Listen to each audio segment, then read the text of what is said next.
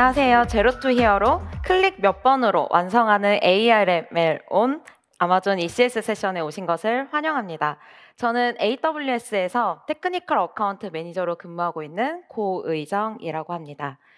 양일간 진행되는 저희 AWS 서울 서밋에 큰 관심 가져주셔서 감사드리고 이렇게 귀중한 시간 내어주신 만큼 고객분들의 워크로드에 많은 인사이트 얻어가시길 바라겠습니다.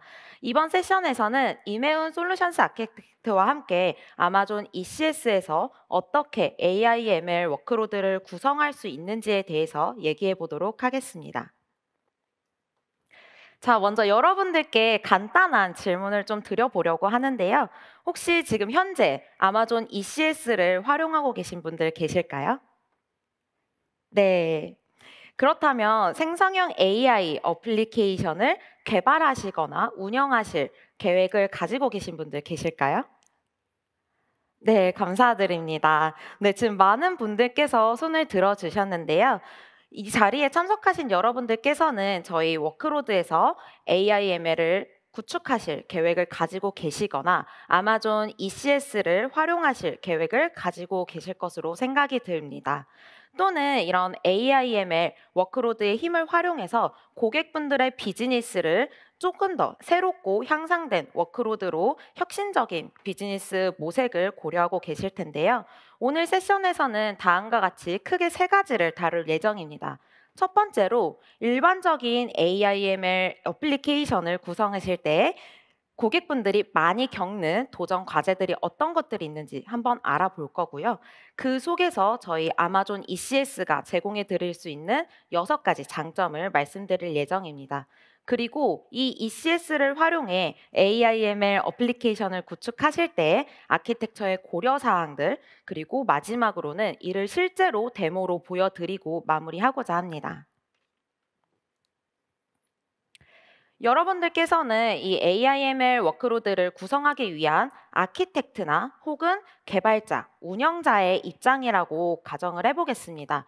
여러분들의 목표는 바로 비즈니스에서 이러한 생성형 AI의 힘을 가속화해서 업무에 활용할 수 있는 확장 가능한 솔루션을 구축하는 것이 목표이실 텐데요. 결국에 궁극적인 목표는 비즈니스의 혁신을 여러분들의 고객에게 전달하는 것이라고 말할 수 있습니다. 여러분들은 아무래도 이런 생성형 AI 시대에서 다음과 같은 생각들을 하실 텐데요. 이렇게 생성형 AI 속도들이 굉장히 전례 없이 빠르게 발전하고 있는데 이것들을 과연 확장 가능한 생성형 AI 어플리케이션을 빠르게 구축할 수 있을까? 우리의 비즈니스에 빠르게 녹여낼 수 있을까라는 고민들을 끊임없이 하고 계실 것이라고 생각이 듭니다. 물론 이런 생성형 AI 모델들이 혁신적으로 빠르게 발전하고 있고 그리고 이런 GPU 컴퓨팅에 대해서 끊임없는 수요들이 여러 도전 과제들을 만들어내고 있는 것은 사실입니다. 하지만 더 높은 차원에서 저희가 살펴보면은 결국엔 이러한 도전 과제들은 항상 존재해 왔고 기존의 다양한 어플리케이션들을 구축할 때와는 크게 다르지 않습니다. 다시 말해서 우리가 완전히 다른 차원의 비즈니스를 시작해야 하는 것은 아니란 말씀입니다. 주요 고려 사항들을 6가지로 좀 살펴볼 텐데요. 일단 첫 번째, 유연성입니다. 고객분들은 워크로드의 타입에 맞게 다양한 모델들을 선택할 수 있어야 하고 그를 자유롭게 커스터마이징을 하실 수 있어야 합니다. 또한 이런 확장된 모델들을 사용함으로써 다양한 라이브러리나 머신러닝 툴킷들을 지원받으셔야 합니다. 두 번째, 신뢰성입니다. 결과에 대한 정확성, 그리고 해당 결과에 대한 일관성들을 가지고 감으로써 고객분들이 생각하는 비즈니스에 맞는 일관된 답변들을 가지고 가셔야 합니다. 세 번째는 성능인데요. 바로 고객분들의 워크로드에서 원하시는 레이턴시에 대한 결과값들을 충족받으셔야 하고 특히나 이런 AI 어플리케이션에서는 GPU 선택의 유연성도 반드시 가져가 주셔야 합니다. 네 번째는 스케일링입니다. 바로 확장성인데요. 이런 확장성은 고객분들이 수요에 맞게, 즉 들어오는 트래픽 양에 맞게 적절히 확장되고 축소되면서 비용과 확장성 측면에서의 밸런스들을 잘 맞추셔야 합니다. 그 다음으로는 관찰 가능성인데요.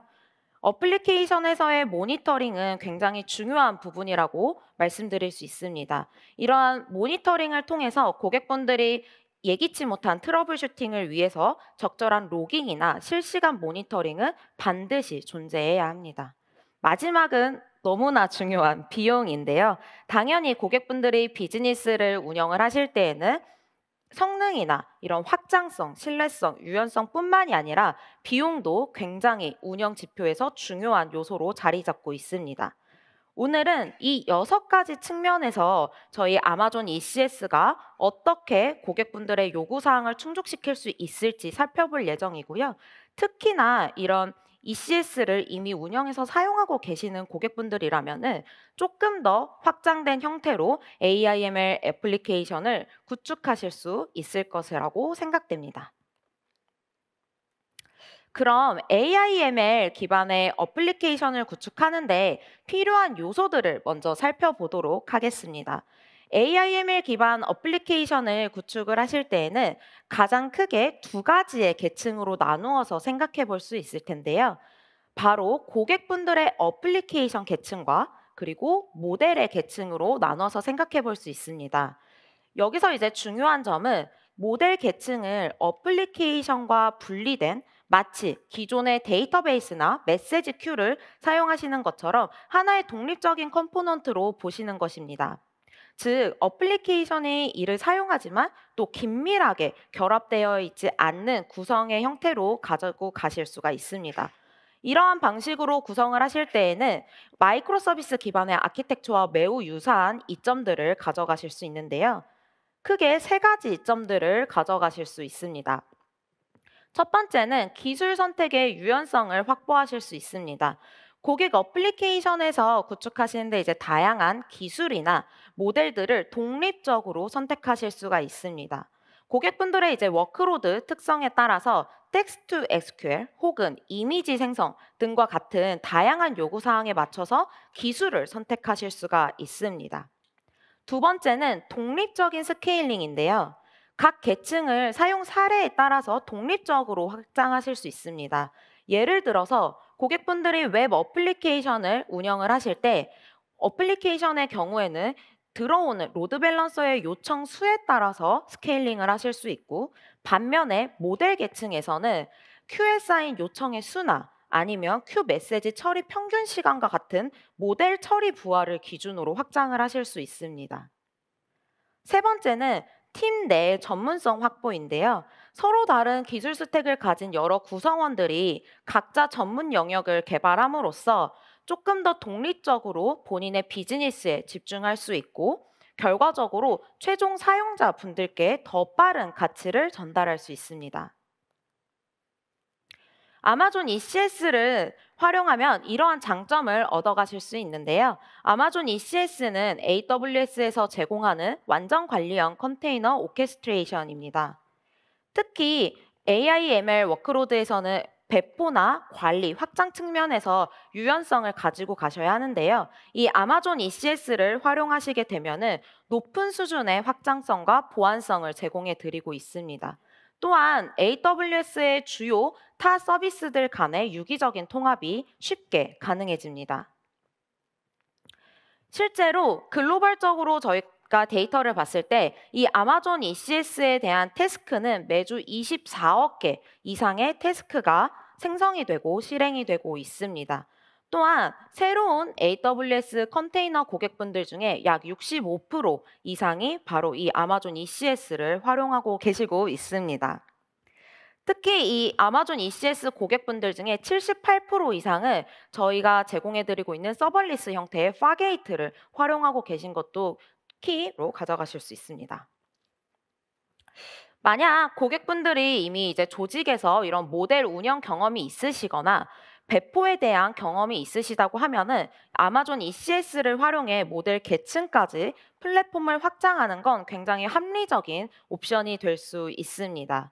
특히 기존의 인프라와 팀에서 가진 전문성들을 극대화해서 활용하실 수 있다는 것이 큰 장점입니다. 이미 많은 글로벌 기업에서도 아마존 ECS를 활용하고 계시는데요. 바로 첫 번째는 아마존닷컴입니다. 아마존 프라임데이는 매년 7월에 진행되는 쇼핑 이벤트인데요. 이 프라임데이 2024에서는 아마존 역사상 최대의 많은 품목이 판매되고 매출 기록을 세웠습니다. 이때에도 7만 7,024만 개 이상의 태스크들이 수행되었고 전년도 대비 23%나 증가한 수치로 작업을 수행할 수 있었습니다.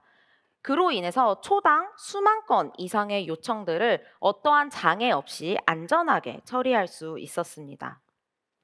두 번째는 레고사의 사례인데요. 이 레고사는 저희 서벌리스의 서비스인 람다와 파게이트를 활용해서 AWS 기반의 전자상거래 플랫폼을 구축했습니다. 특히 2021년에 주요 신규 제품 출시 행사나 블랙 프라이데이에서 트래픽이 급격히 몰리는 이벤트를 어떠한 장애 없이 성공적으로 수행했습니다. 세 번째 사례는 골드만삭스인데요. 저희 AWS 코리아 고객분들 중에서도 이제 보안이 강조되는 많은 금융권 고객분들, 특히 국가산업 데이터를 관리하시는 고객분들께서 관심이 있으실 것으로 보입니다. 골드만삭스의 경우에는 규제가 엄격한 여러 앱들을 포함해서 D2C 금융상품을 지원하는 500여 개의 서비스와 2만 5천 개 이상의 태스크를 아마존 ECS에서 수행하고 있습니다. 그렇다면 이제 고객분들이 이 AIML 애플리케이션을 구축하실 때 아마존 ECS를 어떻게 활용하실 수 있는지 본격적으로 알아보도록 하겠습니다. 첫 번째는 유연성입니다. 아마존 ECS에서는 굉장히 다양한 컴퓨팅 옵션들을 제공해드리고 있습니다. 먼저 서벌리스 형태의 파게이트입니다. 만약 여러분들의 어플리케이션이 CPU만으로도 처리 가능한 좀 작은 규모의 모델 서빙에 필요하다라고 하시면은 이 파게이트를 활용하실 수 있습니다. 또한 가속화된 GPU 컴퓨팅이 필요한 큰 모델 서빙이 필요하다라고 하면은 아마존 EC2를 활용한 최신 인스턴스들과 가장 광범위한 옵션들을 이용하실 수 있고 지금 화면의 가운데에 보이시는 것처럼 트레이니움 칩뿐만이 아니라 다양한 엔비디아 칩, 인텔 칩, AMD 칩들을 활용해 보실 수 있습니다. 고객분들이 가진 데이터에 대한 보안 요구사항이 있으신 경우는 어떨까요? 이 경우에는 고객분들이 모델은 클라우드에 올리시고 고객분들의 데이터는 온프레미스에 두시는 형태로 하이브리드 방식을 고려해 보실 수 있습니다. 이때 아마존 ECS 애니웨어를 활용하실 수 있습니다. 그리고 아래에 보이시는 것처럼 비용 최적화 측면에서도 다양한 스팟 인스턴스 옵션이나 세이빙스 플랜과 같은 비용 할인 옵션들을 활용해 보실 수가 있습니다. 또한 고객분들이 이제 어플리케이션을 올리실 때 모델을 로드하고 이런 데이터를 저장을 할 때 다양한 스토리지 옵션을 고려하실 수가 있는데요. 생성형 AI 모델의 크기는 수 기가바이트에서 수백 기가바이트까지 굉장히 다양한 건 익히 잘 알고 계실 겁니다. 이런 전통적인 어플리케이션이나 작은 규모의 모델 같은 경우에는 컨테이너 이미지에 번들링하는 걸 고려해 보실 수 있습니다. 하지만 모델의 규모가 크거나 혹은 안정성을 위해서는 EFS나 S3와 같은 다른 스토리지 옵션을 고려해 보실 수도 있습니다. EFS는 완전 관리형 확장 가능한 파일 시스템으로 저희가 여기에 모델을 호스팅하시고 애플리케이션과 함께 사용하실 수 있습니다. S3를 활용하실 수도 있는데요. S3를 활용하시게 되면은 컨테이너 내에서 S3 API를 사용해 런타임의 모델을 가져오실 수 있고 S3를 통해서 이미지 풀링 시간을 최적화하실 수 있는 다양한 방법들도 제공해드리고 있습니다. 그렇다면 저희가 이러한 구축한 AIML 워크로드에 대한 신뢰도도 굉장히 중요한 부분일 텐데요. 간단한 개념도를 가지고 와봤습니다. 고객분들은 이제 사용자들이 프론트엔드를 통해서 추론 엔드포인트를 호출할 테고 이 추론 엔드포인트를 통해 모델에서 학습된 데이터에 대한 결과값들 사용자에게 전달해 주실 것입니다. 이때 각각 프론트엔드와 슈론 엔드포인트 모델 간에 어떻게 구성을 하시고 요청과 응답을 받아보실 수 있는지 차근차근 말씀드리도록 하겠습니다. AIML 요청에 대한 응답 모델을 구축하실 때에는 크게 동기식 방법과 비동기식 방법을 구현하실 수 있는데요. 가장 먼저 동기식으로 요청을 하시게 되면은 구현이 이제 간단하기 때문에 굉장히 단순하고 직관적이고 그리고 문제 발생 시에 실패 감지를 빠르게 하실 수 있습니다. 하지만 요청이 늘어나거나 모델이 확장되게 되면은 스로틀링 문제가 당연히 발생하실 수 있고 이를 관리하기 위해서 추가적인 메커니즘이 필요할 수 있습니다. 즉, 운영에 대한 복잡성이 늘어나고 이러한 유지보수와 디버깅을 어렵게 만들 수 있습니다. 특히나 장애 시에는 탄력적으로 대응하기 어렵기 때문에 전체 서비스의 안정성에도 문제가 있을 수 있습니다. 그렇기 때문에 이제 많은 고객분들께서 비동기식 요청 응답 방식으로의 전환을 고려하시거나 운영에 설계하고 계실 텐데요.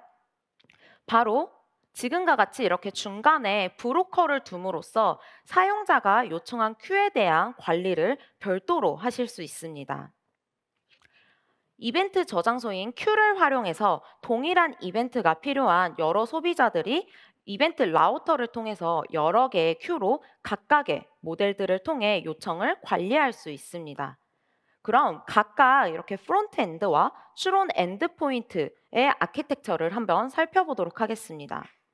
우선 첫 번째로 프론트엔드 아키텍처는 다음과 같이 구축할 수 있는데요. 먼저 API 게이트웨이를 활용해서 API 키 기반의 인증과 권한을 부여하고 API 모범 사례에 따라서 요청을 제한하실 수 있습니다. 그 다음 시스템에 들어온 요청을 람다로 함수를 이용해서 메시지를 변환하고 이를 아마존 SNS로 전송하게 됩니다. SNS에서는 해당 메시지 속성에 따라서 각각의 다른 SQS, Q의 메시지로 라우팅하게 됩니다. 이때의 라우팅을 각각 별도의 다른 큐로 하는 것을 좀 중점적으로 봐주시면 좋을 것 같은데요. 이때에는 저희가 런타임 구성에 대한 유연성을 가지고 가실 수 있다라는 장점이 있습니다. 예를 들어서 저희 어플리케이션에서 프리미엄 사용자 같은 경우에는 G6E와 같은 고성능의 인스턴스로 라우팅을 하고 무료 사용자 같은 경우에는 조금 더 성능이 낮지만 비용 최적화적으로 사용하실 수 있는 인스턴스로 라우팅을 하실 수 있습니다. 이렇게 프론트엔드로부터 받은 요청은 추론 엔드포인트에서 SQS를 통해 전달받은 이벤트를 실제 모델에 구성이 되어 있는 태스크에 전달하게 되고 이 모델 런타임을 통해서 학습된 데이터를 리턴하게 됩니다. 모델을 통한 처리가 완료되면 시스템은 비즈니스 어플리케이션으로 콜백을 트리거해서 전체 워크플로우를 마무리할 수 있습니다. 저희가 이렇게 구성한 추론 엔드포인트와 모델 런타임에서의 성능도 굉장히 이제 중요할 텐데요. AWS에서는 굉장히 다양한 칩을 선택하실 수 있습니다.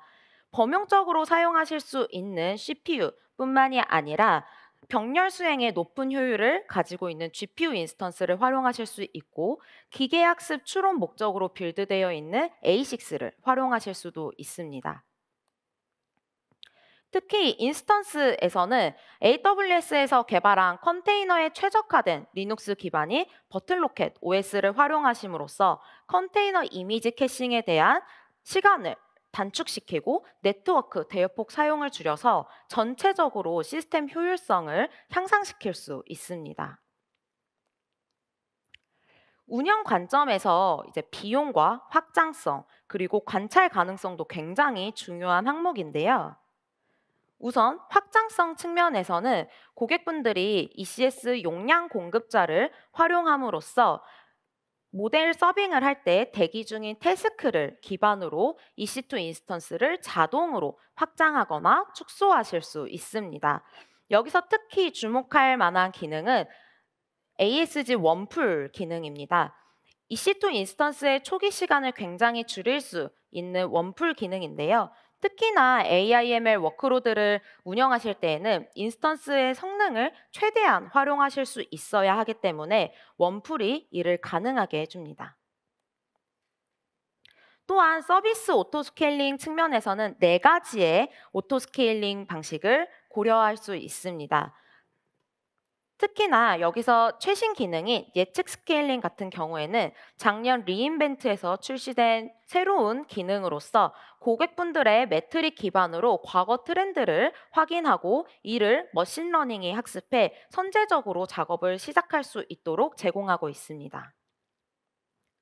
그리고 고객분들은 이러한 예측 스케일링과 대상 추적 스케일링과 같은 여러 가지의 추적 방식들을 섞어서 사용할 수 있습니다. 즉, 과거 패턴을 기반으로 하는 예측적인 확장과 더불어서 실시간 수요에 따른 즉각적인 확장을 동시에 활용할 수 있습니다.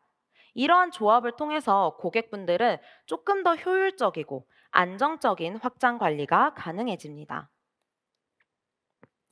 아마존 ECS에서는 애플리케이션 오토스케일링을 활용하고 있는데요.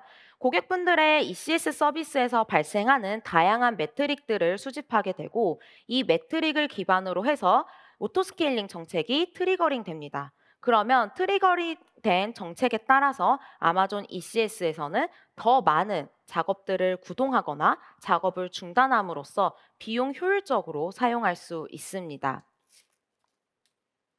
신규 기능으로 제공해 드린 예측 스케일링 같은 경우에는 2가지 모드를 제공해 드리고 있는데요.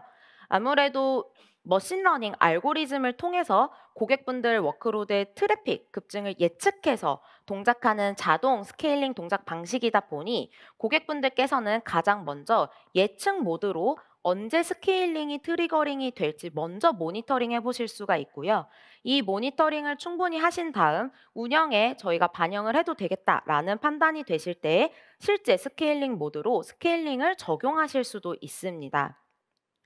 해당 정책들은 저희 AWS ECS 콘솔에서도 간단하게 바로 확인해 보실 수 있습니다.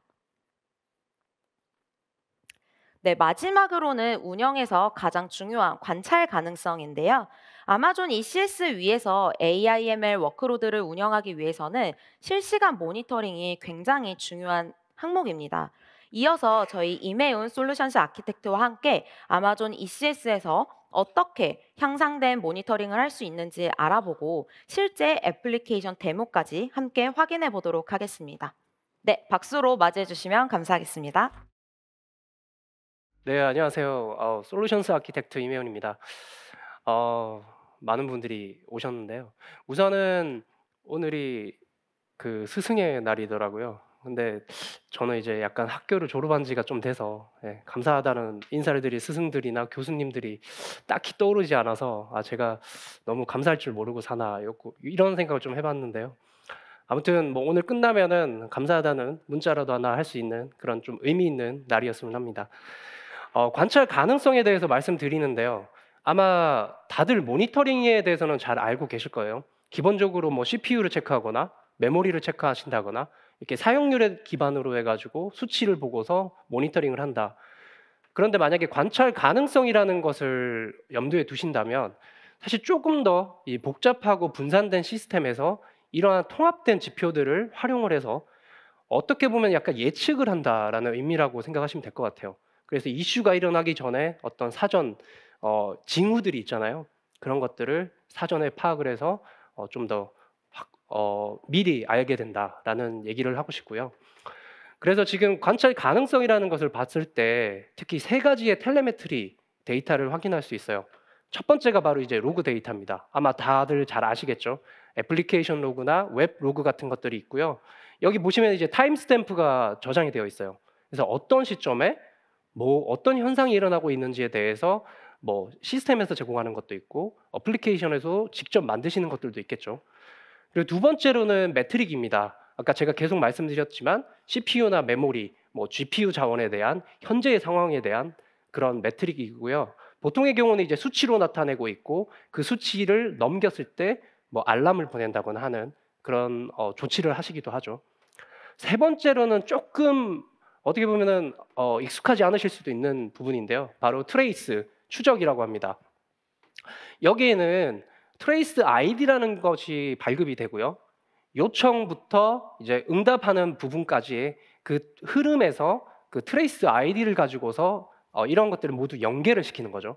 그래서 어떤 구간에서 어떤 지연이 일어나고 있고 어떻게 어느 부분을 봐야 되지라고 할 때 이런 트레이스 부분까지 고려를 할 수가 있습니다. 그래서 이러한 것들을 바탕으로 해서 분산 시스템에서 언제 어디서 무슨 일이 있었는지를 파악할 수 있다라는 말씀을 드리고 싶습니다.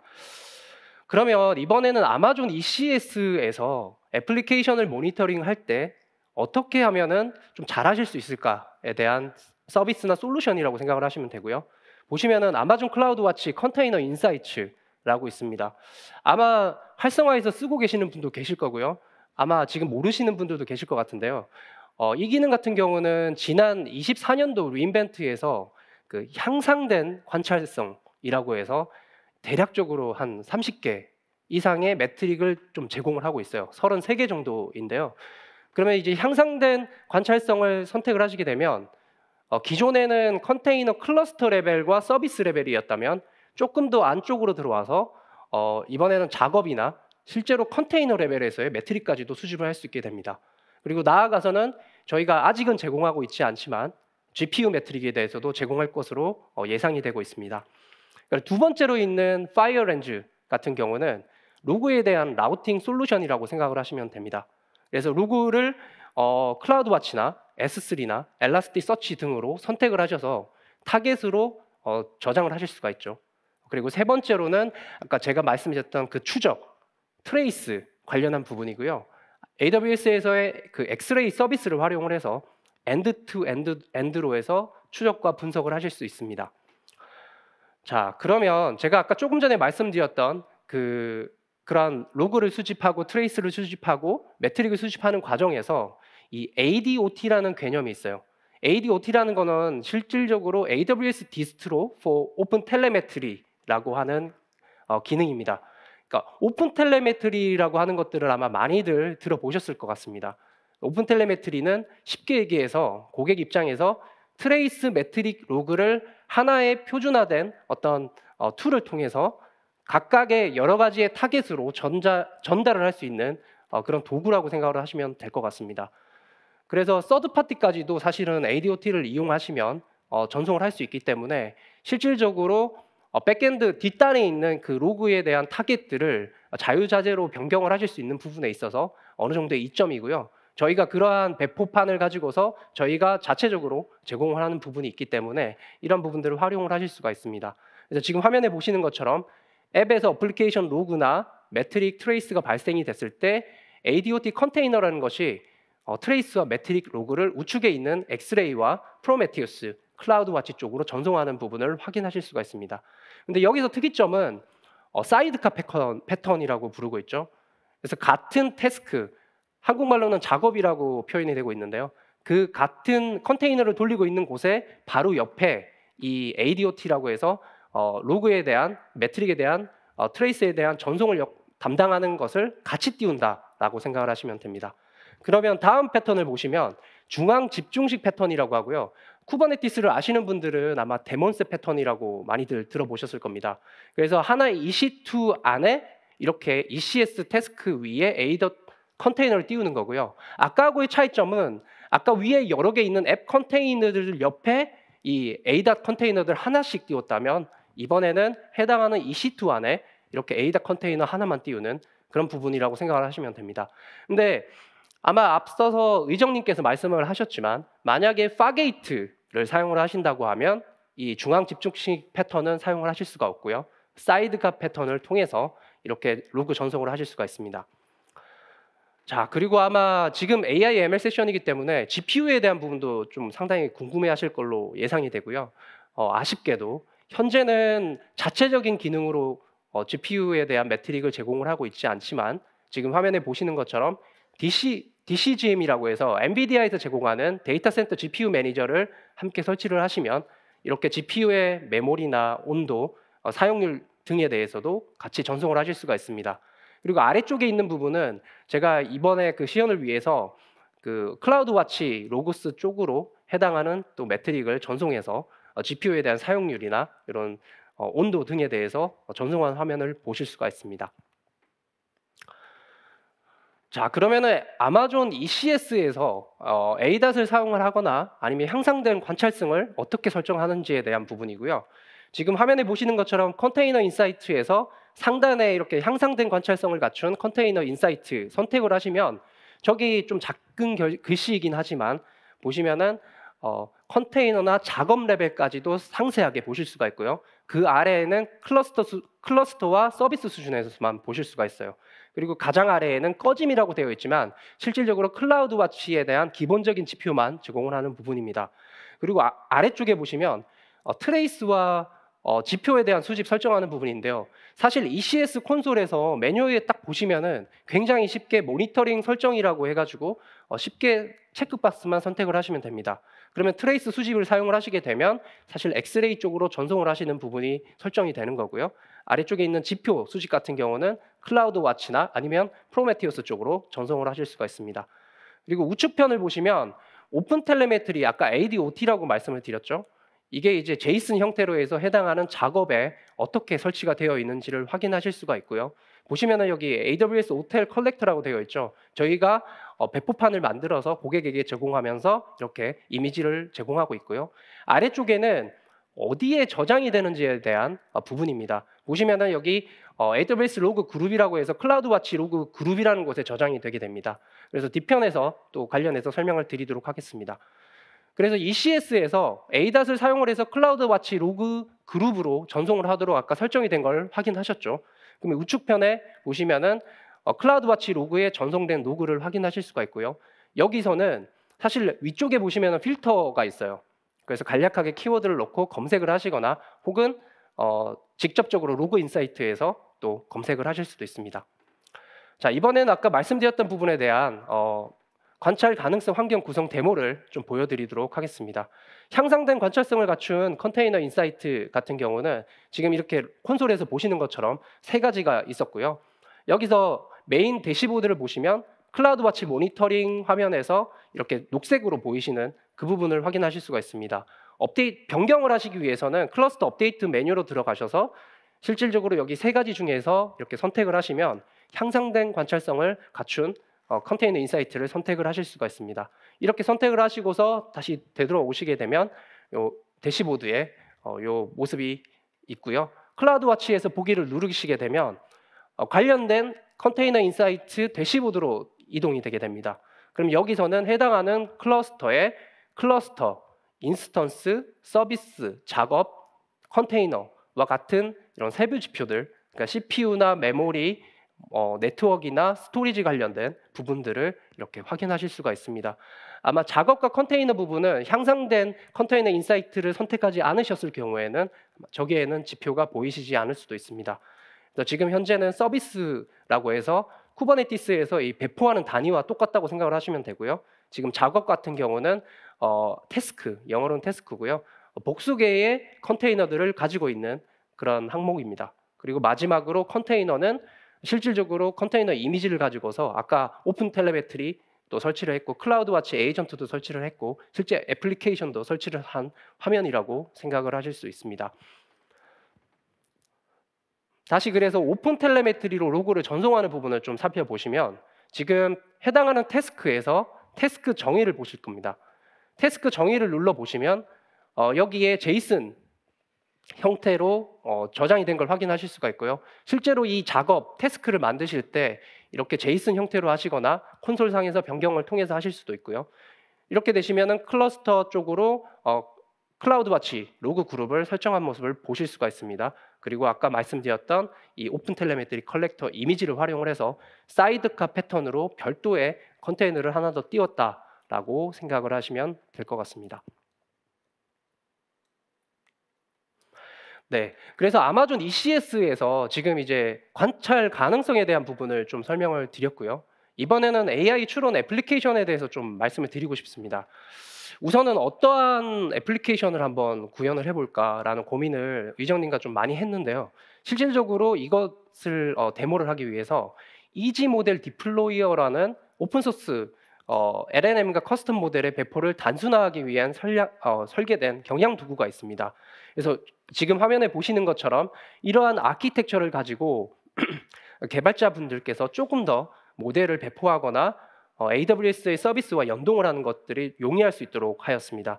지금 보시면 인프라 팀에서 모델을 배포할 때 해당하는 소스들은 사실 S3에 들어가 있고요. 이걸 배포를 하게 되면 코드 빌드를 통해서 ECR 쪽으로 컨테이너의 이미지가 해당하는 모델이 이미지가 저장이 되게 됩니다. 그래서 우측에 있는 모델 인프라에서 세이지메이커나 ECS나 EC2를 선택을 하신 다음에 이제 사용자 쪽에 서빙을 할 수 있는 구조고요. 그리고 본 데모에서는 EC2에서 스트림릿이라는 아마 많이들 보셨을 거예요. 이 파이썬 오픈소스 웹 프레임워크를 통해서 대화형으로 해서 챗봇 형태로 한번 구현을 해보았습니다. 그래서 이제 데모 영상을 잠시 보시도록 하겠습니다. ECS 환경에서 AI ML 환경에 대한 데모이고요. 지금 보시는 게 아까 그 이지 모델 디플로이어를 설치를 했고요. 여기서 지원되는 모델들에 대해서 이렇게 서포티드 모델을 눌러보시면 확인하실 수가 있습니다. 기존에 53개 정도였는데요.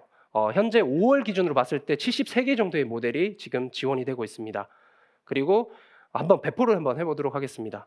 여기서 디플로이를 하시게 되면 여러 가지 모델 중에서 라마를 한번 선택을 해보고요. 라마 3.3에 ECS에 설치를 하도록 하겠습니다. 그리고 VPC 같은 경우는 이 중에서 임의로 선택을 하고 내가 원하는 서브넷에다가 한번 설치를 해보도록 하겠습니다. 그리고 마지막으로 GPU에 대한 선택을 하셔야 되는데요. 여기서 GPU 선택을 하시고 일단 설치 같은 경우는 대략 한 20분에서 30분 정도의 시간이 소요되기 때문에 기존에 저희가 먼저 구성해 놓은 엔드포인트들을 한번 보시도록 하겠습니다. 스테이터스라는 명령어를 치시면 아래쪽에 젠마3 모델을 미리 저희가 배포를 해놨고요. 그리고 딥식 R1 디스틸 모델도 함께 배포를 해놓았습니다. 지금 아마존 세이지메이커 엔드포인트와 그리고 아마존 ECS에 이렇게 두 개의 엔드포인트를 가지고서 지금 구현을 하였고요. 요 엔드포인트를 기억을 해놨다가 뒷장에서 이제 파이썬 쪽에서 실제 스트림릿 코드를 이용을 해서 실제 챗봇형으로 해서 주식에 대한 분석을 요청하는 앱을 구현해 보았습니다. 보시면 여기 스트림릿 라이브러리 프레임워크를 좀 설정을 했고요. 와이파이낸스 같은 경우는 야후 파이낸스에서 실제 주식 정보를 가져오는 부분들, 그리고 아래쪽에 모델 엔드포인트에는 아까 젠마3 모델과 그리고 딥식 R1 디스틸 모델을 한번 넣어서 구현을 해보았습니다. 그리고 마지막으로 여기 우측에 패스에 인보케이션스라고 적혀 있죠. 이 부분을 함께 추가를 해야 실제로 엔드포인트를 호출할 때 활용을 하실 수가 있습니다. 그래서 이러한 엔드포인트, 내가 ECS에 쉽게 설치를 한 부분들을 가지고서 AI 채팅 어시스턴트를 한번 구현을 해보았습니다. 채팅 어시스턴트에다가 안녕하세요라고 먼저 커멘트를 넣고 그 다음에 저희가 질의하고 싶은 예를 들어서 AWS의 사용의 이점이 뭔지에 대해서 한번 물어보도록 하겠습니다. 현재 이 답변은 젠마3 모델을 가지고서 답변을 하는 부분이고요. 지금 좌측에 보시면은 모델을 선택하는 부분과 대화에 대한 로깅 부분을 또 기능으로 한번 구현해 보았습니다. 그래서 좌측 모델에서 젠마3나 여러 가지 엔드포인트들을 선택을 하실 수가 있고요. 또 이제 대화했던 내용들을 좌측 편에다가 저장을 하고 현재 지금 화면에 보시는 부분은 이점에 대한 답변들입니다. 그래서 이런 부분들을 확인하실 수가 있고요.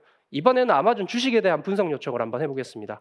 주식 분석 아마존이라고 했을 때 현재 1년 동안의 차트를 야후 파이낸스의 라이브러리를 통해서 이 데이터를 가져와서 보여주고 있고요. 작년 1분기 대비했을 때 현재는 다소 주춤한 상황이긴 하지만 회복이 되어서 저희도 약간 힘이 났으면 좋겠다라는 생각을 해보고 있습니다. 시가총액 같은 경우도 이렇게 나오고 있고요. 현재의 주가와 그리고 PER 같은 경우도 확인하실 수가 있습니다. 그 중간에 지금 아마존 분석에 대한 내용이 이렇게 아래쪽과 같이 나오고 있고요. 지금 학습된 시점이 24년도 5월 16일 정도였기 때문에 이 부분에 대해서는 사실 현재의 시간을 입력하는 파라메타를 넣게 되면 또 현재 데이터를 보여주기도 합니다. 그리고 마지막으로 이런 인사이트를 제공을 하고 이런 투자들은 투자자에게 있다라는 얘기를 해주고 있습니다. 그래서 아마 스트림릿을 이용한 이런 챗봇 어플리케이션을 사실은 되게 저 같은 경우도 AI ML 전문가라고 할 수는 없거든요. 사실 컨테이너 쪽에 대해서는 관심이 많지만 AI ML 모델을 올리고 어플리케이션을 구현하는 부분을 굉장히 이제 쉽게 구현을 한 부분이 있습니다. 그래서 혹시나 이런 니즈가 있다고 하실 때는 이지 모델 디플로이를 활용을 하시면 되고요. 그래서 지금까지 했던 내용들을 요약을 하면 사실 생성형 AI 솔루션 구축은 기존의 어플리케이션 개발의 연장선상에 있는 것 같아요. 왜냐하면 기존에도 마찬가지로 ECS의 기존 인프라와 도구들을 활용하시게 되면 AI, ML의 워크로드의 확장을 굉장히 수월하게 하실 수가 있고요. 이거는 현재 만약에 아마존 ECS를 활용하고 있다라고 하셨을 때는 생성형 AI 도입을 굉장히 쉽게 가속화해서 하실 수 있다라는 의미로 생각이 됩니다. 그래서 오늘은 이상으로 해서 좀 발표 진행을 마치도록 하고요. 제로 투 히어로라고 해서 저희가 제목을 붙였죠. 사실 오늘 아무것도 모르는 상태에서 뭔가 영웅이 된다거나 정말 잘하는 분이 되었으면 하는 의미에서 이렇게 제목을 지어봤고요. 이런 세션을 통해서 돌아가셔서 현업에서 좀 도움이 되는 그런 세션이 되었으면 좋겠습니다. 경청해 주셔서 감사드리고요.